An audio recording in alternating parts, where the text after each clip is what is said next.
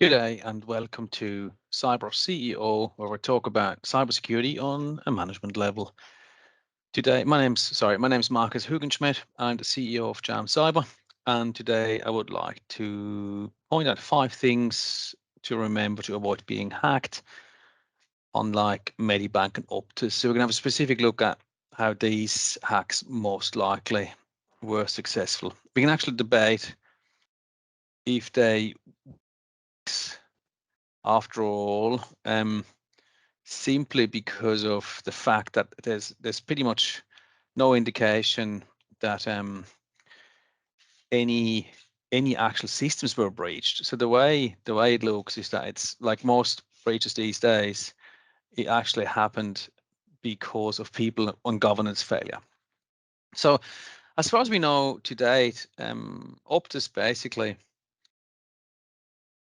basically internally in the Optus enterprise developed an interface, and we call that usually an API, but they developed an interface so that contractors, subsidiaries can connect through that interface with the customer database. And that's a common scenario. Now, this was apparently done by an internal development team, a bunch of people on their computers. And what seems to have happened is that they put that out available on the public internet without putting an authentication mechanism on it. So basically, they literally put a direct passageway into the customer database of current and former Optus clients, and they did so without any keys or locks. And of course, more or less randomly, at some stage, a cybercrime walked past and decided and found it and went, oh, great, took all the data out and subsequently tried to extort some money of Optus.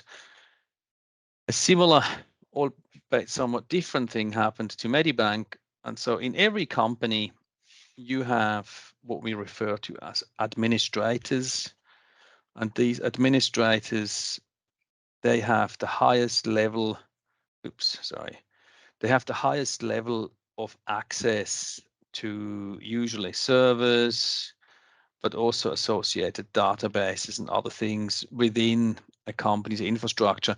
And, be that in the cloud or be that on premises somewhere in one of Medibank's head office or someplace. And of course, most of those credentials with the whole work from home setups and all are also accessible via the public internet. Now, these administrative access users, they're basically same. It's like you logging onto an email. All you need is your username and password. It appears that somehow one of those credentials made its way to a cyber criminal or cyber criminal organization, and they then managed utilizing those credentials to go in, extract 9.3 million current and former Medibank client records, and are currently releasing parts of those on the dark web because Medibank has said that that's probably a good move, not going to pay the ransom. So this would most likely not have happened to both of them if there were appropriate cyber awareness training in place.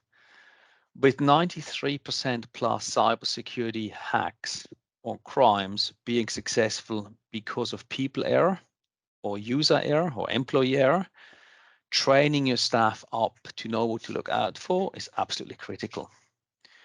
The second one is a password management policy.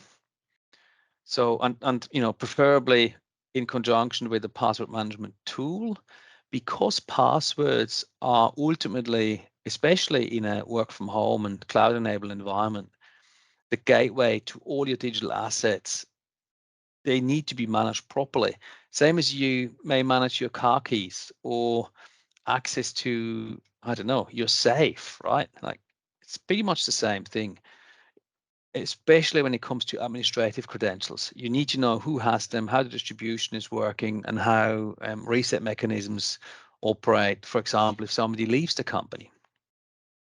In the case of Optus, having software testing and release policies in place that ensure that an authentication mechanism, of all things, is present, or that software is not released with the Log4j hack built in. We don't really know what the vulnerability was with that lack of authentication, but it's pretty much a no-brainer.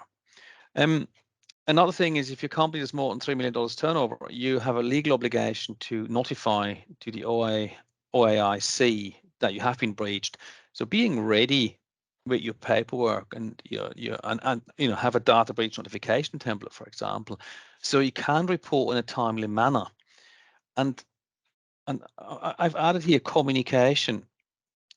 I found it really amazing how one of the companies was rather slack in reporting and didn't really release details, and the media portrayed them very much as a villain. And the other case, and I'm not going to mention the name, you make up your own mind, but the other company was much more on the front foot. They reported early. They kept in constant communication with potential individuals whose data had been breached, and so their communication was a lot better. And in the media, the portrayal was much more that of a victim as opposed to a villain. Now, while the brand damage ultimately may be similar, or any litigation or whatever comes out of that, it was just interesting to see how if you are prepared, then you stand a better chance, even just into public opinion.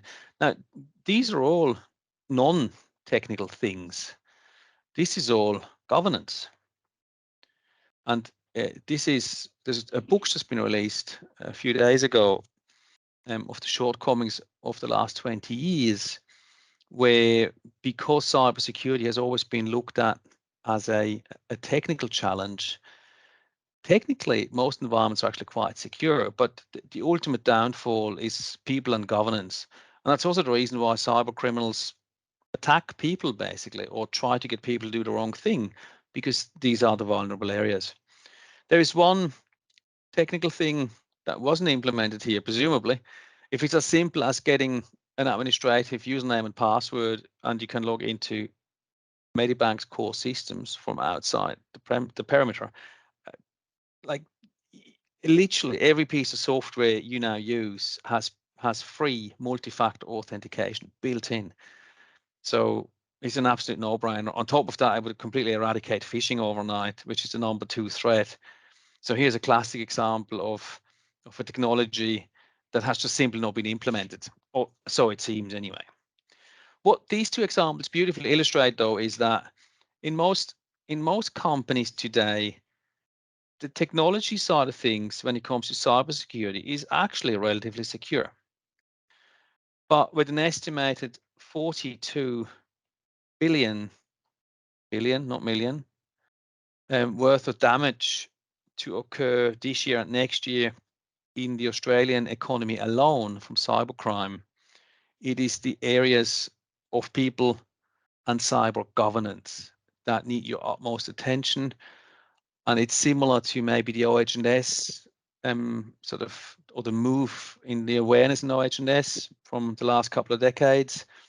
It is time for cybersecurity, and in particular people and cyber governance, to become a boardroom issue and not a something that you fob off into the IT department, because clearly from a technical point of view, we may do a lot of things, but in particular, people are your main attack surface. So that's how you want to treat that. Anyway, so thank you very much for your time. I hope that was somewhat informative. And if you have any help, any questions or need any help, contact us anytime. And otherwise, we see you soon again in this channel. Thank you so much. Have a lovely day.